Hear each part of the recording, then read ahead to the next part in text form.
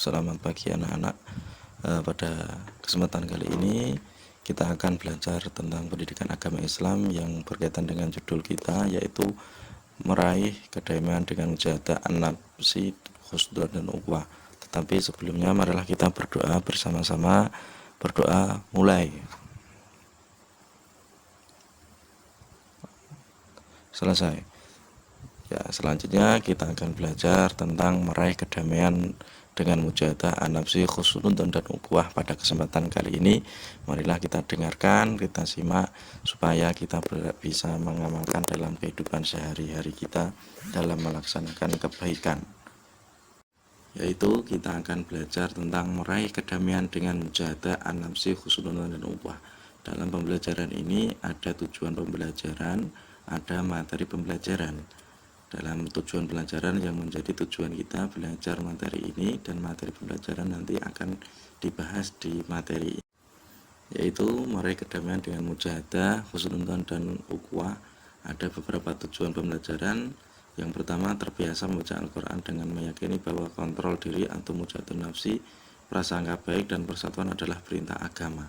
Menunjukkan perilaku kontrol diri, prasangka dan persaudaraan sebagai memenuhi perintah Quran surat Al-Hujurat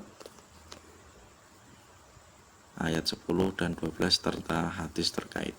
Yang ketiga, menganalisis Quran surat Al-Hujurat ayat 10 dan 12 serta hadis tentang bab yang kita pelajari. Yang keempat, membaca Quran surat Al-Hujurat ayat 10 dan 12 sesuai dengan kaidah tajwid. Yang kelima, mendemonstrasikan hafalan Quran surat Al-Hujurat ayat 10 dan 12. Yang keenam, ini yang terakhir, yaitu menyajikan hubungan antara kualitas keimanan dengan kontrol diri, mujahadah nafsi, prasangka baik, khusnudon dan persaudaraan. Ini adalah bacaan Quran surat Al-Hujurat ayat 12 tentang khusnudon. Bismillahirrahmanirrahim. Ya ayyuhalladzina amanu jtanibu katsiran minadh dhari inna ba'dhan dhanni ismu wa la tajassasu wa la yaghtab ba'dukum ba'da ayuhibbu ahadukum ay yakula lahma akhihi maitan fakarihtumu wattaqullaha innallaha tawwabur rahim. Ini adalah ayat yang membahas tentang khusnudon, yaitu berprasangka baik kepada Allah Ta'ala, kepada manusia, kepada semua yang diciptakan Allah Subhanahu wa Ta'ala. Ini ada bacaan hukum tajwid nanti yang kalian pelajari, yaitu contoh ya ayyuha itu adalah bacaan mad wajib mutasil, alladzina itu adalah bacaan mad tabi'i, ijtanibu adalah bacaan qalqalah, katsirom ada fathah tanwin bertemu mim bertasjid itu adalah itu biguna. Maka dari itu nanti ini adalah bacaan tajwid yang akan kalian pelajari, yang akan kalian rangkai, dan yang akan kalian cari hukum-hukum bacaan tajwid, di mana ayat ini ada beberapa bacaan bacaan tajwidnya. Selanjutnya yaitu terjemah Quran surat Al-Hujurat ayat 12 tentang khusnudon. Ya ayyuhalladzina amanu jtanibu katsiran, karena sebagian prasangka itu dosa. Maka ini dalam Quran surat ini diterangkan, hai orang-orang yang beriman, jauhilah olehmu banyak berprasangka. Jadi berprasangka itu harus dijauhi, berprasangka yang tidak baik. Maka Allah menganjurkan berprasangka yang baik untuk mencari kebaikan orang lain dan tidak menggunjing dan tidak mencari keburukan orang lain. Maka harus berprasangka baik. Paham anak-anakku ya? Ada asbabun nuzul yang diriwayatkan oleh Ibnu Mudir yang bersumber dari Ibnu Jurais, bahwa ayat ini Quran surat Al-Hujurat ayat 12 turun berkenaan dengan Salman Al-Farisi yang bila selesai makan suka tidur sambil mendengkur. Pada waktu itu ada orang menggunjing perbuatannya, maka turunlah ayat ini yang melarang seseorang mengumpat dan menceritakan aib orang lain. Jadi mengumpat atau menceritakan aib orang lain dengan orang lain itu tidak boleh ya. Jadi nggak boleh kita menceritakan aib kita ke orang lain, atau orang lain kita ceritakan aibnya yang jelek-jelek kepada orang lain, itu tidak boleh. Isi kandungan ayat itu, ayat Al-Quran surat Al-Hujurat itu hai orang yang beriman, diperintahkan untuk menjauhi perkataan suudon, perkataan yang keji, perkataan yang bisa mengkhawatirkan orang lain sehingga mereka itu bisa sakit hati. Jika seorang berprasangka buruk, bisa dipastikan akan melakukan perbuatan yang buruk juga. Tajasus dilanjutkan, menggunjing, gibah, membicarakan keburukan orang lain, enggak boleh. Di sini ada Quran surat Al-Hujurat tadi, ayuhibbu ahadukum ayyakula lama akhihi maitan fakarihtumu. Gibah diibaratkan itu adalah laksana memakan bangkai, ya, memakan ayyakula, mungkin bangkai sendiri yang sudah mati, perbuatan yang sangat menjijikkan, keji dan tidak disukai, sangat dibenci oleh yang dilakukannya. Tidak boleh ini kita mengunjung orang lain, termasuk adalah dosa-dosa yang sudah diampuni Allah Ta'ala. Terus kandungan ayat kandungannya, ini ada hadis yang berkaitan dengan tadi Quran surat Al-Hujurat ayat 12. An Abi Hurairah anna Rasulullah sallallahu alaihi wasallam qala atadruna mal ghibah. Dari Abu Hurairah bahwasanya Rasulullah bersabda, tahukah kalian dengan apakah ghibah itu? Rasulullah menjawab, sahabat menjawab, Allah dan Rasulnya yang lebih mengetahui, yaitu engkau menyukai sesuatu yang tidak disukai oleh saudaramu. Jadi sesuatu yang tidak disukai oleh saudaramu itu artinya adalah ghibah. Bagaimanakah pendapat Nabi Muhammad SAW? Menjawab, kalau memang sebenarnya begitu berarti engkau telah menggibahinya, tetapi jika apa yang kau sebutkan tidak benar maka berarti engkau telah berdusta atasnya. Diriwayatkan hadis riwayat Muslim. Nah, sekarang kita belajar tentang menerapkan kontrol diri dalam kehidupan kita sehari-hari. Yang pertama, kontrol diri dapat dilakukan dengan cara sebagai berikut. Pertama, menghindari dan menjauhi perbuatan dosa dan maksiat, mengarahkan seluruh aktivitas hidup kita meraih ridho Allah, menahan dan mengandalkan hawa nafsu, memperbanyak dan membaca zikir kepada Allah Subhanahu wa taala. Dimanapun berada, kita harus berzikir, zikrullah, udhkurullah fi khayanihi. Maka kita harus berzikir kepada Allah Ta'ala dan menjauhi perbuatan-perbuatan dosa. Seluruh aktivitas kita dirindukan kepada Allah Ta'ala, menahan dan mengendalikan hawa nafsu kita. Sedangkan khusnul kepada Allah dibedakan dengan 3 sikap, yaitu selalu yakin kepada Allah akan senantiasa memberi yang terbaik bagi hambanya, selalu mensyukuri nikmat dari Allah, rasa syukur dan ungkapan dengan mengucapkan hamdalah, menggunakan nikmat, bersikap tawakal dan sabar ikhlas. Tuh anak-anak, ya. Jadi untuk kegiatan belajar ini kita harus menerapkan kontrol diri khusnudzon. Ya, selanjutnya kita belajar tentang menerapkan perilaku kontrol diri ya, mujahadah an-nafsi dan prasangka baik khusnudzon untuk meraih hidup yang bahagia. Karena sesuai dengan judul kita, bahasan kita pada pagi hari ini yaitu meraih kedamaian dengan mujahadah an-nafsi, khusnudzon dan upah. Khusnudzon kepada orang lain dapat dilakukan dengan sikap sebagai berikut. Yang pertama, melihat seseorang dari sisi baiknya, ditunjukkan dengan rasa senang dan berpikir positif. Jadi kita harus berpikir positif pada orang lain, jangan negatif thinking terus, kita harus positif. Nggak akan timbul rasa khusnudzon kita terhadap orang lain. Selalu memaafkan kesalahan yang dilakukan orang lain terhadap dirinya. Kita harus selalu memaafkan, sebelum orang itu minta maaf ya kita maafkan dulu, nggak masalah, kita menerapkan itu. Yang ketiga, bersikap hormat pada orang lain tanpa ada rasa curiga, dengki, perasaan tidak senang tanpa alasan yang jelas. Ini juga sangat penting kita terapkan dalam kehidupan kita sehari-hari, karena rasa curiga itu akan menimbulkan rasa suudzon. Maka ketika husnudzon itu nanti akan hilang. Selalu mengingat kebaikan-kebaikan yang pernah dilakukan oleh orang lain.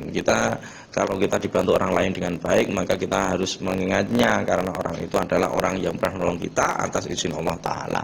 Melakukan kesalahan yang dilakukan orang lain terhadap dirinya, kita harus melupakan kesalahan-kesalahan orang lain terhadap diri kita. Gak usah diingat-ingat terus, dihina terus, jangan.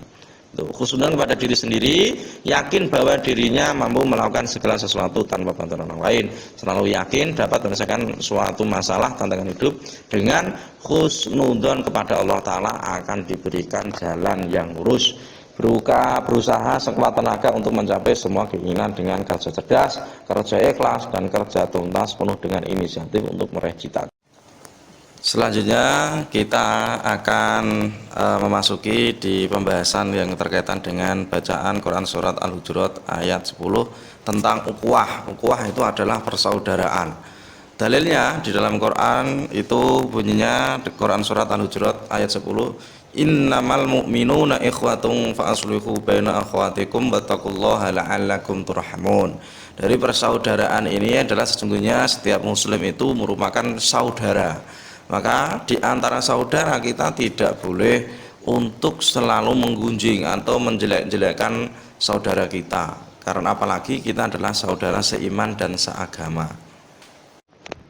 Dalam Quran surat Hujurat ayat 10 yang menerangkan tentang ukhuwah tadi, persaudaraan, di sini kita pelajari tentang hukum bacaan tajwidnya, di mana tajwid itu adalah ilmu yang mempelajari bagaimana kita membaca Al-Quran dengan baik dan benar, ayat Al-Quran dengan baik dan benar. Maka di sini ada beberapa yang kita lingkari terkait dengan bacaan ilmu tajwidnya. Innamal mu'minuna ikhwatun fa aslihu baina akhwatikum wattaqullaha la'allakum turhamun. Di sini ada bacaan innaman. Innama ini adalah bacaan gunnah musyaddadah. Innamal mu'minuna. Innamal ini adalah idhar qamariyah. Terus minuna di sini adalah mat tabi'i. Lanjut ada ikhwatung. Ikhwatung ada doma tanwin bertemu fa, ini adalah bacaan ikhfa hakiki. Fa aslihu di situ adalah mat tabi'i. Terus awattaqullaha, lafaz Allah yang dibaca tafkhim. Terus la'allakum turhamun, la'allakum ada mim sukun bertemu tadi itu adalah ikhfa syafawi. Turhamuna dibaca turhamun itu adalah bacaan mat hadid li sukun, panjangnya boleh 1, 2, 3 alif. Dibaca turhamun boleh, dibaca turhamun atau panjang 3 alif atau 6 harokat. Selanjutnya yaitu terjemah Quran surat ayat Hujurat tadi, Quran ayat 10 tentang ukhuwah persaudaraan. Di sini diterangkan innamal mu'minuna ikhwatung. Sesungguhnya orang beriman itu bersaudara. Artinya bersaudara dalam segi apapun, sosial, ekonomi dan yang lainnya. Maka di Islam itu ada zakat, itu juga termasuk adalah untuk saling menyayangi di antara yang mampu dan tidak ada dan tidak bagi orang yang tidak mampu juga. Asluhu baina akhwatikum, maka damaikanlah antara kedua saudaramu jika ada perselisihan. Enggak boleh bermusuhan, itu enggak boleh. Wattaqullaha la'allakum turhamun, dan bertawakallah kepada Allah agar kamu dapat rahmat. Jika kita sudah bertawakal, berserah diri pada Allah, rahmat yang akan datang kepada kita. Gitu nggih. Artinya kita itu dalam Islam ada ukhuwah persaudaraan, maka kita harus saling bersaudara. Jangan menjelek-jelekkan yang lain, apalagi menggunjing. Maka hindarilah perbuatan iri, hasud, ghibah, dengki dan yang lainnya. Itu ada perbuatan-perbuatan penyakit yang ada dalam hati. Selanjutnya, anak-anakku, kita akan mempelajari tentang asbabun nuzul. Asbabun nuzul itu adalah sebab-sebab diturunkan ayat. Ayat ukhuwah persaudaraan ini diturunkan ketika apa? Anas radhiyallahu an berkata, dikatakan kepada Rasulullah, sebaiknya baginda Rasulullah itu menemui Abdullah bin Ubay. Abdullah bin Ubay adalah sahabat Rasulullah. Maka Nabi Muhammad menemuinya dengan menunggang keledai. Sedangkan kaum muslim berangkat bersama beliau dengan berjalan kaki melintasi tanah yang tandus. Nah, ketika apa? Ini adalah menceritakan tentang persaudaraan. Terus Rasulullah menemui, ia berkata, menjauhilah dariku, demi Allah bau keledaimu menggangguku. Maka berkatalah seorang dari kaum Ansor di antara mereka, demi Allah sungguh keledai Rasulullah SAW lebih baik daripada kamu. Maka seorang dari kaumnya marah demi membela Abdullah bin Ubay dan ia mencelanya. Maka mencela seperti ini enggak boleh, menghina, apalagi ada sahabat Rasulullah.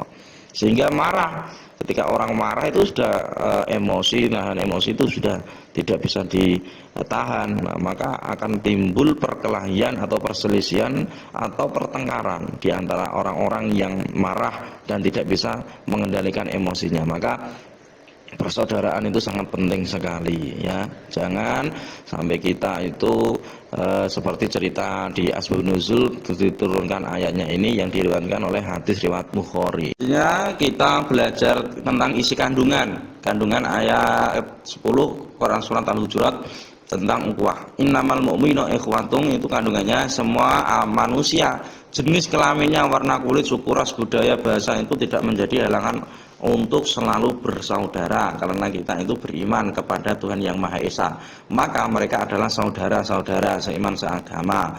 Maka jangan disepelekan, apalagi dihina, apalagi dijatuhkan martabatnya, karena martabat yang mempunyai itu adalah Allah Ta'ala. Semua tinggi-tingginya martabat yang paling sempurna itu Allah Ta'ala. Manusia itu hanya ciptaan Allah, maka kita itu jangan sampai menghina, apalagi menjatuhkan martabat orang lain, karena di Quran surat ini ikhwatung fa'aslihu, persaudaraan, maka disuruh mendamaikan ketika ada perselisihan. Yang kedua, fa'aslihu baina akhwatikum, kewajiban manusia yang beriman kepada beriman adalah mendamaikan, melerai itu adalah coro Jawa itu adalah ngandani, corone adalah memisah atau menyelesaikan masalah perselisihan dalam kedua pihak yang telah emosi, yang telah bertikai atau perselisihan, kita damaikan. Terus yang terakhir, wattaqullaha la'allakum turhamun, perintah agar orang beriman senantiasa bertakwa. Takwa itu adalah menjalankan perintah Allah Ta'ala dan menjauhi segala larangannya, dan disuruh bertawakal, berserah diri pada Allah. Seperti yaitu apa? Memperlakukan orang lain seperti saudara sendiri dan menghindari diri dari pertikaian atau permusuhan. Dari Allah itu tidak suka kalau hambanya berselisih atau bermusuhan. Maka sebaik-baik orang adalah orang yang rendah hatinya, tidak selalu menggunjing orang lain. Itu yang baik, yaitu anak-anak. Jadi ini bisa diterapkan dalam kehidupan kita sehari-hari. Jangan hanya kita belajar tetapi kita enggak pernah melakukannya. Sedikit-sedikit kita lakukan, insya Allah suatu saat akan menjadi berjalan sendiri. Selanjutnya yaitu terkait dengan persaudaraan. Ayat di atas tadi menjelaskan bahwa secara sesama mukmin adalah saudara. Inti dari persaudaraan di sini ada tiga. Dibagi dalam tiga persaudaraan, diantaranya adalah yang pertama ukhuwah Islamiyah, yaitu persaudaraan karena sama-sama memiliki persamaan agama dan keyakinan. Yang kedua yaitu ukhuwah watoniyah, karena sama-sama satu bangsa, keterikatan, keturunan tanpa membedakan suku, agama, ras dan yang lainnya, budaya pun, tradisi pun kita nggak menjadi berbeda, karena adalah kita menjalankan aplikasi implementasi ukhuwah watoniyah. Yang ketiga yaitu ukhuwah insaniyah atau basyariah, yaitu persaudaraan karena sama-sama sebagai manusia secara universal, secara global, kita tidak membedakan ras, suku, bangsa, agama, warna kulit. Semua warna kulit ya tidak bisa kita bedakan, itu adalah sama-sama ciptaan Allah. Lalu kita sudah benci dengan ciptaan Allah, lah kita otomatis kan benci sama yang menciptakan. Maka ketika persaudaraan ini harus dilaksanakan secara bersamaan, tidak boleh berdiri sendiri, melaksanakan ketiga ukhuwah yang di atas tadi. Secara bersamaan memperkuat tegaknya iman kita dalam masyarakat, berbangsa, bernegara, menjadi aman dan tentram. Lebih dari itu akan memunculkan solidaritas atau toleransi dan timbulnya kepedulian sosial di masyarakat. Itu yang paling penting ada kegiatan sosial kita. Selanjutnya anak-anakku, dalam kandungannya persaudaraan ada istilah-istilah dalam persaudaraan atau ukhuwah Islam. Untuk memperkokoh persaudaraan ukhuwah maka ada beberapa hal yang perlu dilakukan sebagai berikut. Yang pertama, ta'aruf. Ta'aruf adalah saling mengenal antar umat Islam, bukan hanya penampilan fisik namun juga tentang ide, gagasan dan sebagainya. Jadi jangan hanya fisiknya saja, tetapi dalam hatinya juga harus bertaaruf. Terus yang kedua adalah tafahum, saling mengenal antara sesama umat Islam, maka akan timbul sikap berusaha untuk memahami saudaranya. Kalau kita mengamalkan segi sifat tafahum ini, maka akan timbul persaudaraan yang tidak membeda-bedakan antara yang lain. Ta'awun, saling tolong-menolong. Dalam Quran dijelaskan wa ta'awanu 'alal birri wat taqwa wa la ta'awanu 'alal ismi wal 'udwan. Maka timbul saling mendoakan dan saling menolong dalam kebaikan. Terus yang keempat, takaful. Jika ketika sikap tersebut sudah terlaksana dengan baik, maka akan timbul sikap senasib dan sepenanggungan. Seperti contohkan sahabat-sahabat Ansar di mana terhadap sahabat-sahabat Muhajirin dari Mekah saling tolong menolong. Terus selanjutnya anakku di slide yang selanjutnya ini adalah hikmah dan manfaat ukhuwah atau persaudaraan dalam Islam. Yang pertama menumbuhkan sikap saling memahami dan saling pengertian di antara menumbuhkan sikap saling tolong menolong dalam ketika ada saudara kita yang susah kita tolong dan ketika ada yang kurang mampu kita bantu. Yang kedua menumbuhkan sikap saling tolong menolong dalam Islam, tolong menolong dalam syariat Allah, dalam ibadah pada Allah Ta'ala. Menunjukkan sikap saling menghormati, saling menghargai, melahirkan rasa persatuan dan kesatuan antar bangsa. Kita sesama seagama kita harus saling menghormati, saling memberikan masukan, saling memberikan ide, gagasan dan pokok. Menimbulkan rasa tenggang rasa dan tidak mendolimi antara sesama. Kita tidak akan mendolimi teman kita kalau kita menciptakan persaudaraan dengan baik. Terjalan solidaritas. Solidaritas apa? Solidaritas yang kuat antara sesama muslim. Yang terakhir, terbentuknya kerukunan hidup antara sesama warga masyarakat. Selanjutnya anak-anakku adalah pengamalan tentang ukhuwah. Yang pertama, persaudaraan sama muslim akan semakin kokoh dan terjaga dengan melakukan hal sebagai berikut. Yang pertama, menghargai dan menghormati perbedaan pendapat dan pandangan hidup. Jadi ketika kita sudah menghargai dan menghormati, itu akan timbul rasa kebersamaan. Jadi kita nggak perlu membedakan, anak kecil pun kita harus hormati, orang tua apalagi.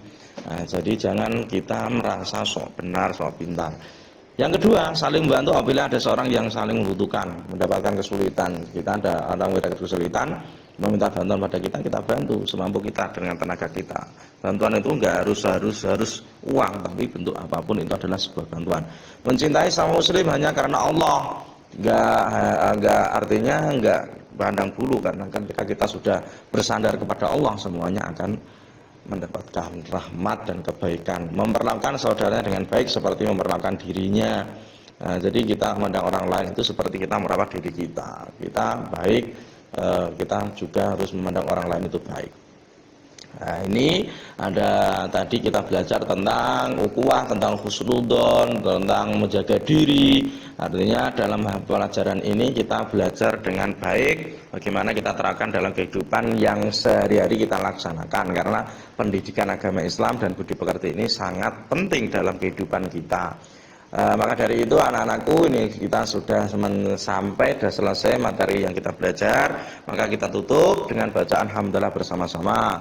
Alhamdulillahirabbil alamin. Dari Bapak kurang lebihnya mohon maaf. Assalamualaikum warahmatullahi wabarakatuh.